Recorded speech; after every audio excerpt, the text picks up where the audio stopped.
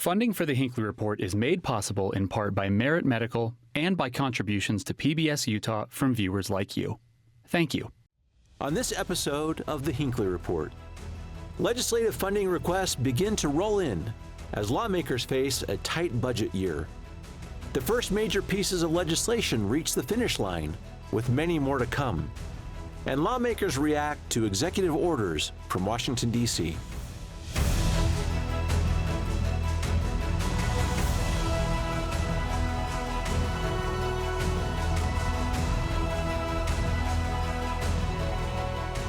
Good evening, and welcome to the Hinckley Report. I'm Jason Perry, Director of the Hinckley Institute of Politics.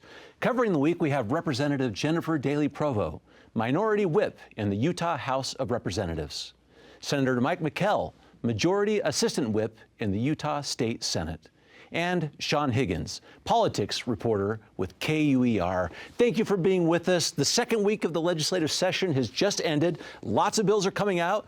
We're still waiting to see a few of these interesting ones. I want to jump in for a second, though. What I like to look at the beginning of a session, are there any themes developing that might sort of instruct us about what might be coming in the next weeks and month and a half of the session? What do you think, Representative? Well, my perception over the last couple of years is that the theme is the legislature comes out with some really big substantive legislation that elicits a lot of passionate discussion and quite a bit of controversy, and I hope in the last few years we can settle down to the good work of good government over the next few weeks. We've got some serious budget discussions to have and some policies that we need to discuss that are geared towards helping Utah families make it through tough financial times, economic times, and political times. Yeah, Senator? I think we're on the edge of some big changes in the state, and we do have some themes. The Olympics are coming back in 10 years. We're getting ready, but we're getting ready with energy. We have a bill dealing with spaceports, air taxis, and the future's before us. And we're going to see some major changes. Where I'm at, explosive growth. How do we tackle that? And I think those themes, you're going to see those throughout the session. Mm-hmm. Sean, what are you saying? I mean, you're covering this so well.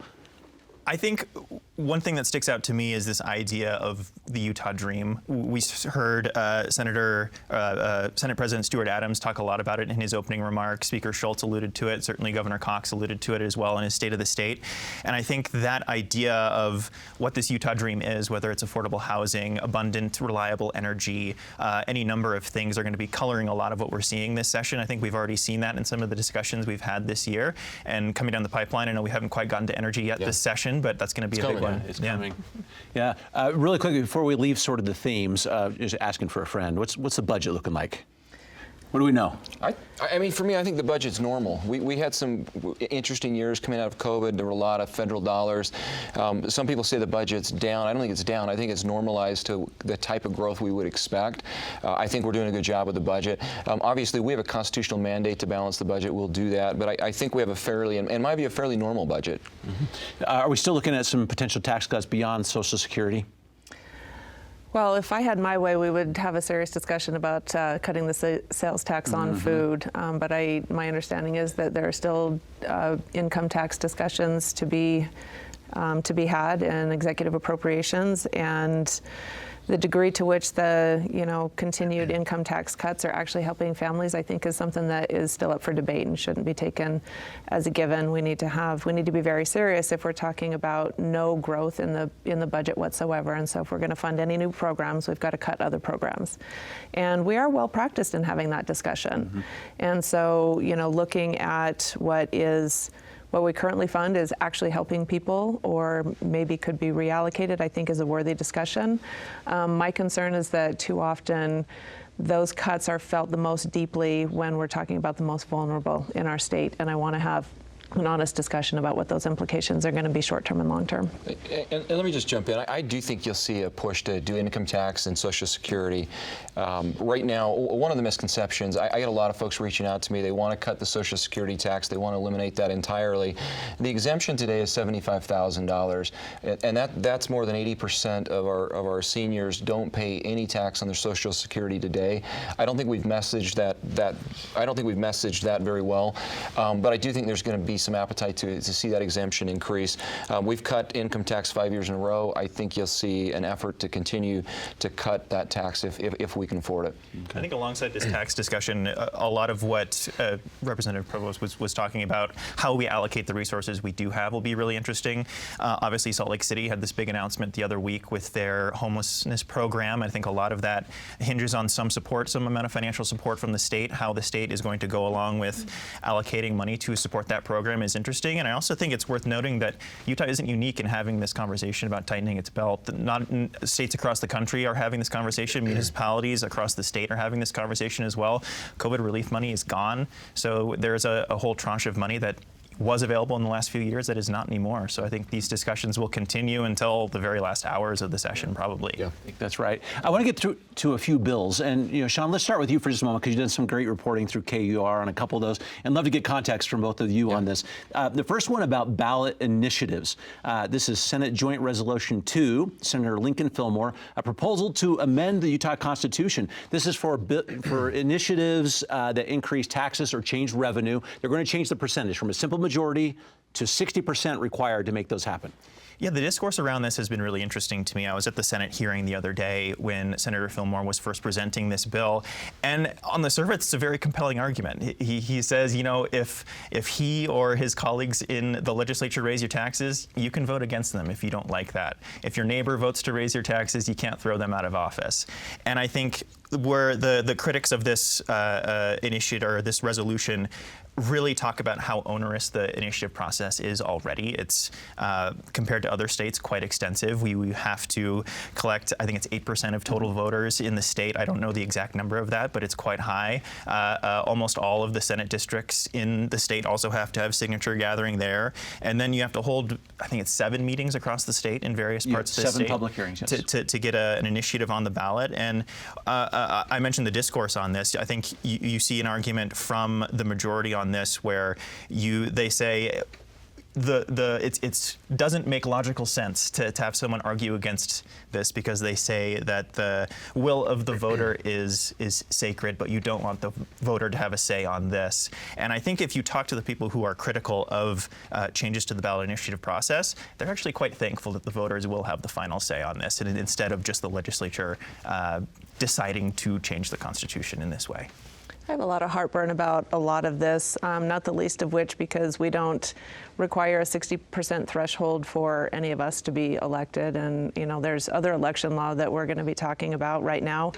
An elected official can come into office with less than 50% of the vote. And obviously that's a whole different discussion. But I can't help but point out the irony and the frustration that bills like this effectively, in addition to making it just harder for advocates to get it done, make it exceptionally more expensive to get a ballot initiative passed. But then when we do talk about ballot initiatives, when legislation came up last year about constitutional amendments, there was one of the criticisms of ballot initiatives is that out of state, this alluding to these faceless, evil forces from out of state that were going to come in and influence our elections, but now they're setting it up so that essentially national nonprofits or national advocacy groups would have to come in. And so the irony and the disconnect in this discussion that we want this to be a homegrown process, but we're going to make it so hard as to it will be now impossible for it to be a homegrown process, I think is just leaving voters disenfranchised. And I don't see why we have so much distrust in our voter populace that we can't just get to a place, let people run ballot initiatives, and then if there are structural or functional issues that just aren't working for the legislature, come together and have a conversation about it. There's a more collaborative opportunity to make sure that we are keeping all of the voters in the state enfranchised in this discussion. And I'm going to take a different perspective on that. I think we are absolutely empowering voters. This is a constitutional amendment. This is a constitutional amendment. And I'm going to say it again, it's a constitutional amendment. That means that voters will decide. This would be placed on the ballot, and the voters in the state of Utah would get to decide. I think there should be a high bar if we were going to use an initiative to raise taxes. This is simply increasing that bar to a 60% threshold if the voters of the state of Utah Utah want to raise taxes, but the voters get to decide whether or not that threshold is appropriate. I've said it 3 times. It's a constitutional amendment. Voters get to decide. We are empowering voters to make this decision. I think it's the right policy, but it's a policy the voters will get to weigh in on if this resolution, this proposal moves forward. Maybe take a second on the comment and from the representative, but also from President Stuart Adams has talked about the concern that he has, and maybe some of your colleagues, about out-of-state groups coming in and impacting this process or injecting funds into it also. So in the real world, and I'm an attorney, so there was a Supreme Court decision called Citizens United, and one of my big concerns with Citizens United is we have what we call dark money in the United States. This is money that we can't trace, it's not transparent, and groups from outside the state of Utah have come into Utah, they will come into Utah, and one of the themes when I meet with constituents more than anything else, they want transparency. Those dollars that flow in from out of state, whether it's conservative money or liberal money or moderate money, we don't know where it comes from, and letting out of state groups control our ballot initiatives, I don't think it's good policy. I don't think making law through initiative is helpful. One of the big concerns we've had in the legislature, especially in the Republican Party, is if the public pushes an initiative, we can't change that initiative. If I pass a bad bill, the representative next to me, she gets to come back a year from now and try to fix the mistake that I made. And with a ballot initiative, it becomes very, very difficult to do that. That is a bad public policy, in my view, to legislate that way. And it's concerning to me that it's going to be done with dollars that we can't track. So I'm going to jump in really fast. I know we need to move on, but number one, not all of the money that comes in is necessarily dark money just because it's out of state. A lot of this is transparent. It's advocacy groups, it's it's issue-based groups, and also there is, as evidenced in our last election, there was a lot of dark money in politics that came right from here in state. And so I don't think it's fair to say that just because it comes out of state, it's dark money. What I'm saying is we've made it so expensive that funding it in state becomes increasingly difficult. And I would just add that this conversation highlights the nuance that there is here. There's a lot of gray area. This is not black and white for a lot of people, especially for people in the legislature who are dealing with this all the time. And also, as evidenced by the ballot initiatives passed in 2018, the legislature is not shy from coming in and changing what the voters pass on the ballot. Connected to this one, Sean, some of your reporting as well, just really briefly on this. This is Senate Bill 73, also Lincoln Fillmore, because it's sort of a companion to this on statewide initiatives, requiring, this is the publication requirement, 60 days prior to the initiative going on the ballot, it needs to be broadcast in newspapers across the state. Of course, this has been a little bit of an issue because maybe that hasn't happened on the last couple initiatives, but this is what he wants to have going forward. I think similar to SJR2, this is, on the surface, it sounds like a great idea. Yes, if there's going to be a sweeping change to state law that voters are going to be voting on, it should be accessible everywhere. But we live in the digital age. People can go online and find these things as well. This is, I would remind people that this is the very requirement that sank Amendment A and Amendment D in the courts last year. So I think it is. We talked about how onerous the initiative process is already, or at least some people who think the initiative process is already onerous. And this would add another hurdle on top of that, not just logistically, but financially as well. Okay, a couple big things happening in elections. Wow, this one is interesting. Representative Jordan Tusher, primary election amendments. This is House Bill 231. This is dealing with primaries. We have seen increasingly often in the state of Utah, you have primaries with many candidates, 3, 4, 5 candidates.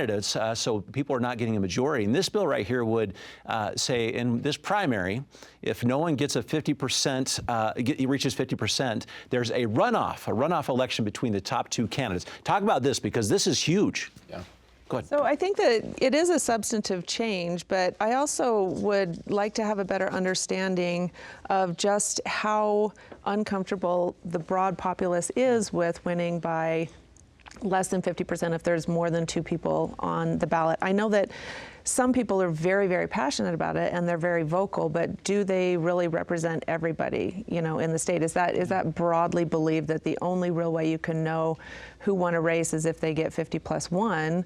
Or are most people actually understanding that in a perfect world, or in an imperfect world, you're going to often have more than 2 candidates on a ballot, and that winning with without a majority, or a 50+1 majority, but still a majority of the votes, is compelling. And so, I think people can think critically about those things and understand that the most votes is the win. I just don't know that it is it's as much of a concern as some of the louder voices might indicate that it is. Let me give a little context to this great point too, and see how this plays with what the representative was talking about too. So I'm going to give you a couple examples. And the primary in 2024, John Curtis was 49%. In the CD3, Kennedy was at 39% in 24. Derek Brown was at 44%. You have three or more. For governor in 2020, Cox was at 36%. So, Senator, talk about the implications of this, because you do have people who get the position with much less than 50%. Does that have anything to do with whether or not you have a mandate or not? Or yeah, and Jason, I'm glad we're having this discussion. I think it's a good discussion, and I don't know where the majority party is or the minority party, but I think we ought to have this discussion. I think you've got to couple it with the entire election process right from the start, including the caucus convention system itself. I mean, ultimately, I think it's helpful for a voter, for a candidate to receive more than 50%. But if we're going to walk down that road with a runoff, those are a lot of elections. We need to have that discussion. It's going to create a lot of cost. If we do a runoff election, does it make more sense to couple that with a direct primary? I think those are all the types of questions that we ought to be asking. Me as a lawmaker, I've always felt like having a runoff makes more sense. It gives the public an opportunity to elect somebody with more than a 50% margin. But right now, I think this is in the early stages. I don't know what the sport looks like on either side. I don't feel like it's a partisan issue, but I think you're going to see a lot of individual legislators having different opinions on this from both parties. Go ahead, Sean. I was just going to say that the most interesting aspect of this to me is the concept of a mandate. I think we've seen in certainly the last year, I'm thinking of the gubernatorial primary between Phil Lyman and Governor Cox, of who is the real standard bearer of the Republican Party here in Utah. And when we talk about the financial aspect of this as well, running a whole nother election is, I don't know how many millions of dollars to do that on a statewide level, but it's no small amount of money. And I think when you do have an avenue where you do have to get 50% of whichever election it is, that is a mandate. You have a majority. You have majority support going forward. And I think having that requirement for majority support would eliminate some of the ambiguity for some voters and some of those questions that people have about the process and whether this person who won the primary with 30% really represents their constituents as they say they do. Can I make one follow-up to that? Because I think you bring us up a really good point with the cost. And if you look at it today, if this proposal passed, you would have a caucus convention, you would have a primary and a runoff. And I think we need to have a broader discussion. Do we really want to have 3 elections? And is it time to consider if we want to have a runoff, should we start with an open primary, then a runoff? And I think we need to have a broader discussion. Running 3 elections to me seems excessive, but at the same time, I like the idea of a runoff. I like the idea of a mandate. But 3 elections, I mean, that is a lot of that is a big effort. And there's voter fatigue we have to keep in mind too. Like, will people just tune out the process if they're being bombarded for? Yeah, and I'd like to see some. I'd like to see some data where there are runoff elections, do the outcomes change substantively? I don't know one way or another, and it would be nice for that to inform the discussion. I don't want to leave elections just yet. Let's talk about another big bill that just dropped from Ryan Wilcox as well. This is the Elections Office, is the name of the bill, House Bill 369. This is a fundamental change. Also, a new state entity would create an executive director of elections who would take oversight away from the lieutenant governor's office. Senator, so this is the purview of the lieutenant governor. This creates a new entity with new people running it, not part of the executive branch. Well, and let's just talk this through. The goal. One of the questions for me is, why are we doing this? What are we trying to fix? And the stated goal that several lawmakers have come to me with is we want to avoid any kind of conflict of interest or perceived conflict of interest. Sutherland Institute, you've done some polling as well. It seems to me that there's a lot of confidence in our election today.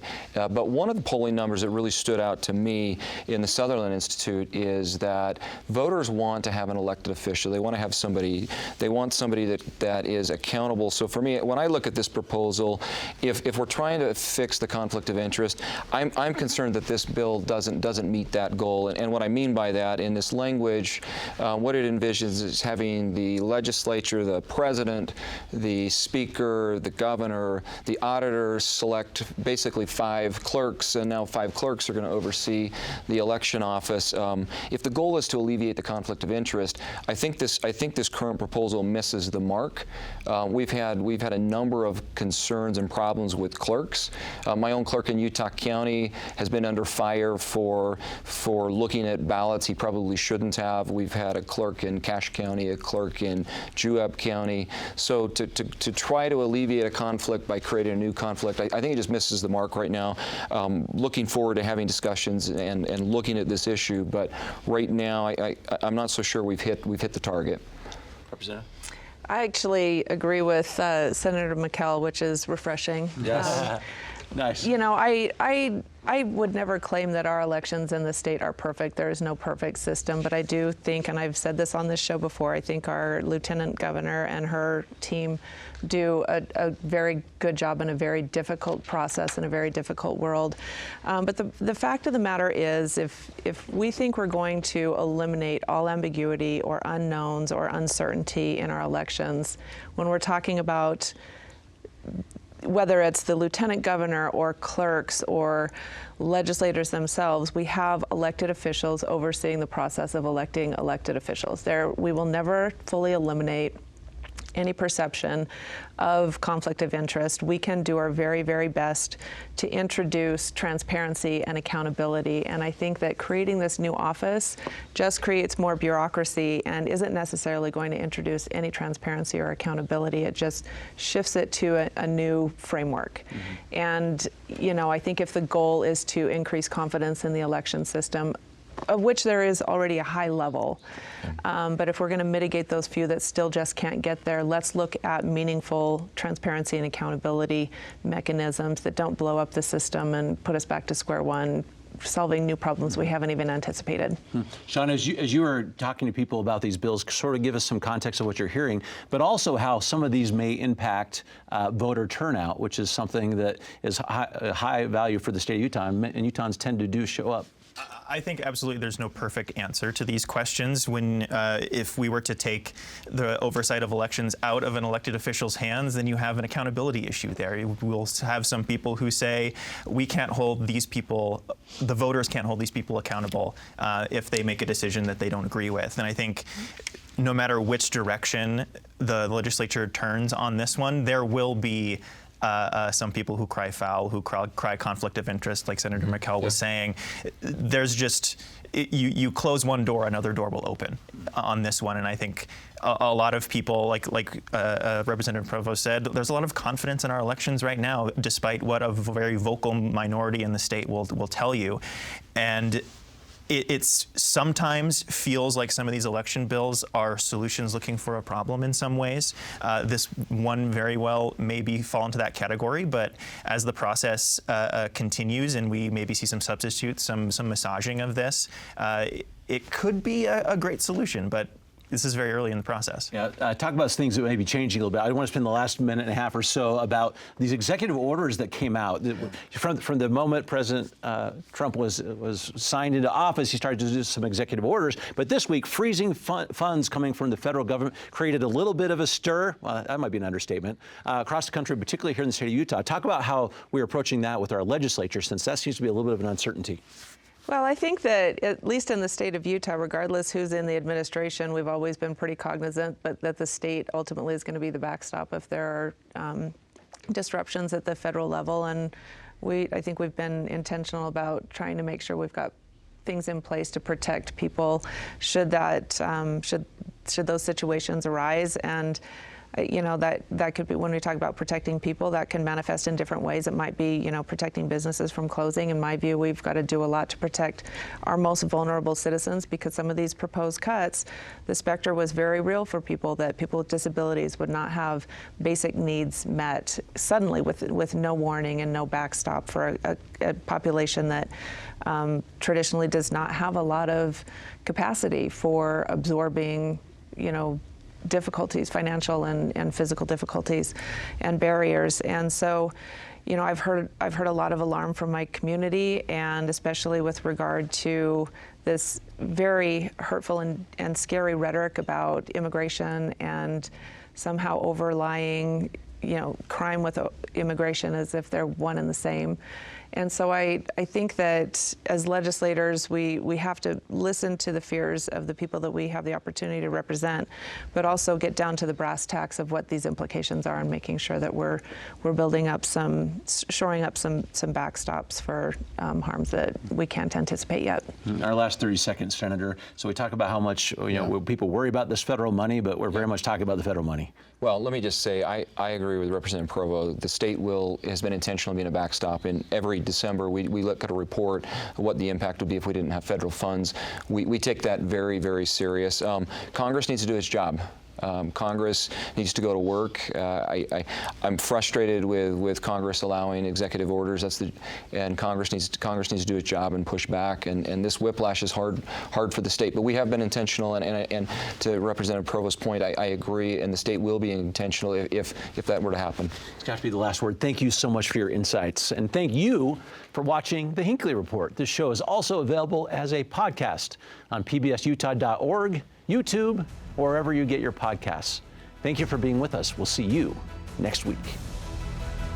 Funding for the Hinckley Report is made possible in part by Merit Medical and by contributions to PBS Utah from viewers like you. Thank you.